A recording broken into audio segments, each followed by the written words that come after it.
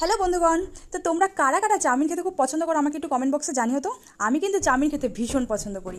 আমার বাড়িতে প্রায় দিনই সকালবেলা ব্রেকফাস্টে চাউমিন হয়, প্রায় দিনই রাতের বেলা ডিনারে চাউমিন হয়। তো আজকেও সেই দিন, মানে রাতের ডিনারে আমাদের চাউমিন হচ্ছে।